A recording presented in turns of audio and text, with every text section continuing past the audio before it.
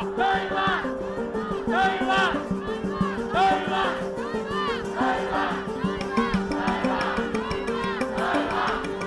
為我哋已經冇晒退路，我哋太多嘅妥協啦，所以更加要俾佢哋睇到香港人嘅決心。The people of Hong Kong are out in the streets. 呢個遊行對香港嘅未來可以話係歷史性嘅一刻咯，係香港。Hundreds of thousands are demonstrating against a deeply unpopular bill. 呢個會影響全香港嘅市民。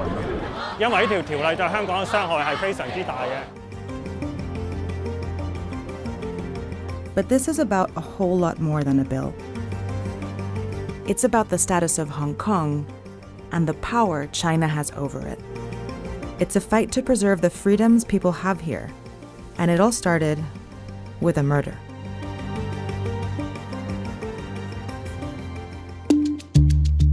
On February 8, 2018, a young couple, Chan Tong-kai and Poon Hyo-wing, went from their home in Hong Kong to Taiwan for vacation. They stayed at the Purple Garden Hotel in Taipei for 9 days. But on February 17th, only one of them returned to Hong Kong. There, 1 month later, Chan confessed to murdering his girlfriend, who was pregnant at the time. But there was a problem. Hong Kong authorities couldn't charge him for murder because he did it in Taiwan. And they couldn't send him back to Taiwan to be charged because Hong Kong and Taiwan don't have an extradition agreement. So in 2019, Hong Kong's government proposed one. It would let them transfer suspects to Taiwan so they could be tried for their crimes.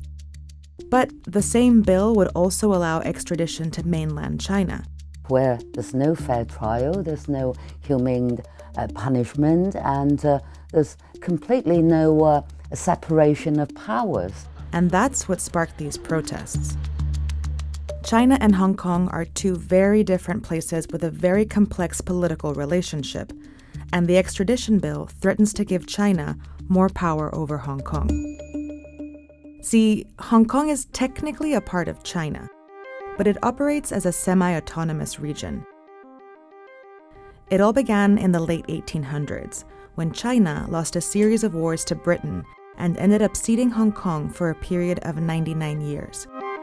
Hong Kong remained a British colony until 1997, when Britain gave it back to China under a special agreement. It was called One Country, Two Systems.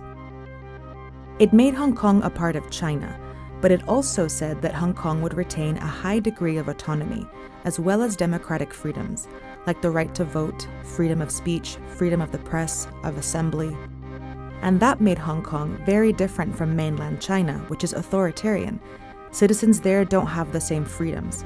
Its legal system is often used to arrest, punish, and silence people who speak out against the state. But according to the agreement, one country, two systems wouldn't last forever. In 2047, Hong Kong is expected to fully become a part of China. The problem is, China isn't waiting for the deal to expire. Under the rule of Chinese leader Xi Jinping, pro-democracy leaders have already been arrested in Hong Kong, and mysterious abductions of booksellers have created a threat to free speech. But Hong Kong has been pushing back. In 2003, 500,000 Hong Kongers successfully fought legislation that would have punished speaking out against China.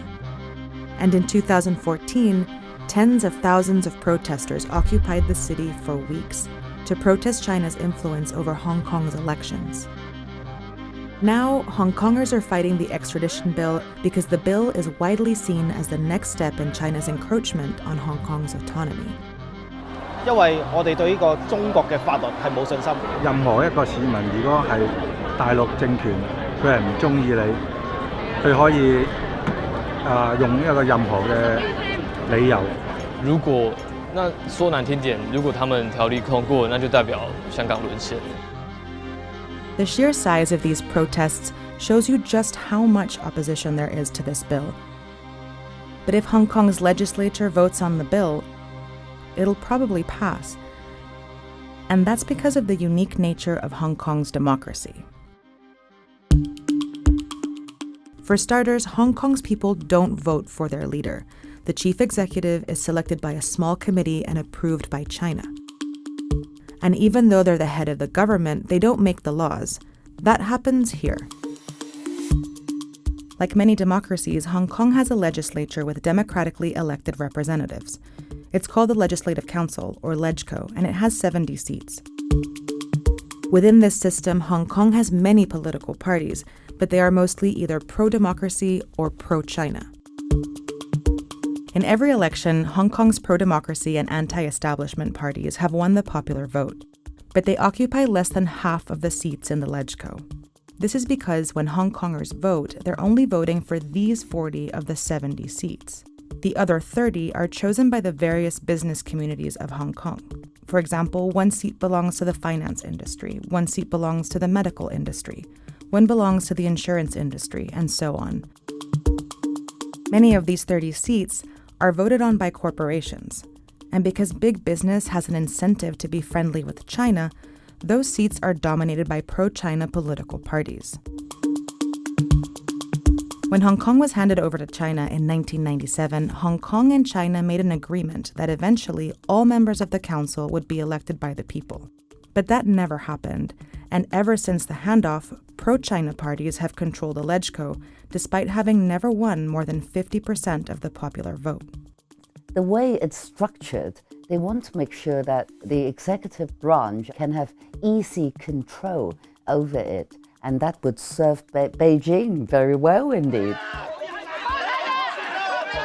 Within this unique structure, the extradition bill has created new tensions and fueled anger among pro-democracy politicians, and it's driven hundreds of thousands of Hong Kongers into the streets. 其实民主的基础本来就是建立在人民上，所以大家都走出来，那你还能不重视这个事件吗？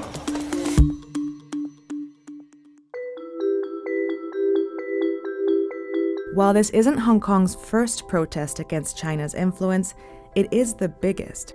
And many say this time is different because of the people involved.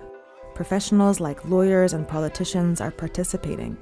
Our legal sector staged the biggest ever protest parade. But it's young people who are at the forefront, since they have the most to lose. They are the first generation born under one country, two systems, and in 28 years, when that arrangement ends, they'll be Hong Kong's professional class.